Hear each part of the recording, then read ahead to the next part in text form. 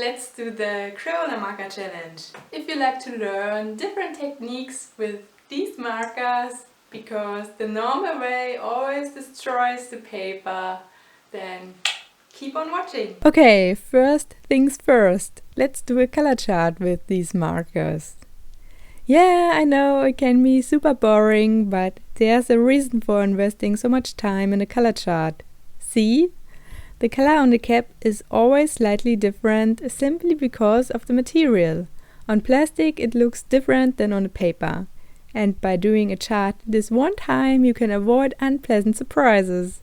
Unfortunately, these markers had names or numbers, but nevertheless the chart helped me. When I try to color with Crayola markers like I do with alcohol-based markers like Copics and Touch 5, I quickly realized that I won't get a good result by doing so. No matter what paper I used, it was destroyed when I began to layer the colors. And doing just one layer? No, that's too boring. I remembered a technique I used for lettering, and oh my god, I am still obsessed with lettering. Back to the topic. The point of water-based markers like Crayola markers is that they can be mixed with water. So grab some paper that can handle water, no computer printer paper allowed, a cup with some water and a water brush. A normal paintbrush can't keep that much water, but it should be fine too. And now there are several ways for you to combine the marker and the water. First, use your paintbrush and get the color directly from the marker and then paint on your paper.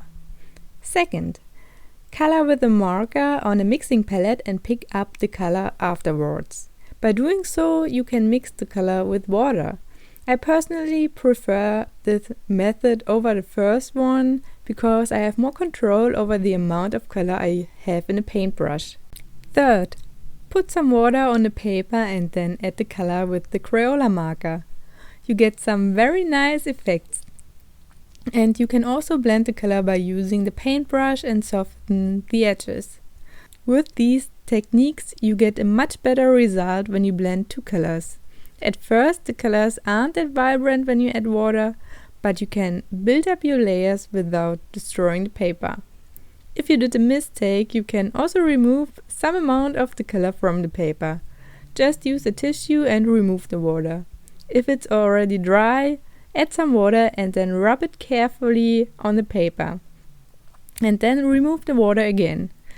This technique won't work wonders, but it's helpful to correct some mistakes at least a little bit.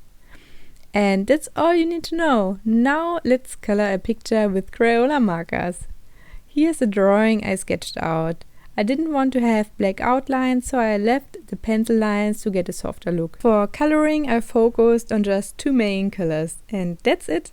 So the drawing will be in pink and turquoise, and for deeper shadows I used some grayish tones. At some point I was tempted to include a third color for her hair.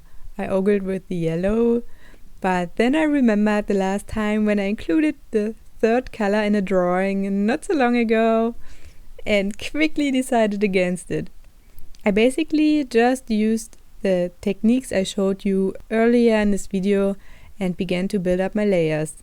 I didn't have a good skin tone in the Crayola set, and so I simply decided to leave the skin mostly white, just using my two main colors, pink and turquoise, for the shadows. And this is a tip I can give you. So in my case, I didn't like the skin tones. Instead of using an ugly tone just because to have the part of the picture filled in with color, I simply left it white. You are an artist, there's no rule that says fill in every part of your drawing. There are so many other creative ways of hiding things like I don't have a good skin color. I think the most common thing for us artists is to come up with crazy creative ideas for figure poses just to avoid drawing hands, and that's totally fine. A problem I had by using just two colors was that I need to find good ways to contrast elements from each other. So I had a blue background and a blue hummingbird. So I need to add some other colors to my bird to not let it look like a hummingbird chameleon thing. And here is the question for you. Do you avoid certain things in your drawings too and try to hide them? Let me know in the comment section. I don't do full body drawings very often, but when I do, I try to find a pose that hides that I can't draw feet or even shoes.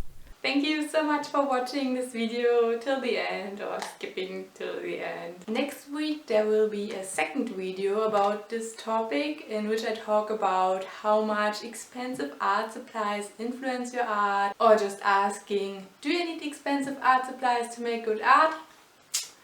Who knows, who knows? I will answer it in the next video next week on Friday. And if you'd like to see more videos on my channel, don't forget to subscribe. I post weekly art videos, sometimes even twice a week. And if you like the video, please let me know and give it a thumbs up. And yeah, that's basically all I have to say. Thank you so much for watching and see you next week. Bye bye!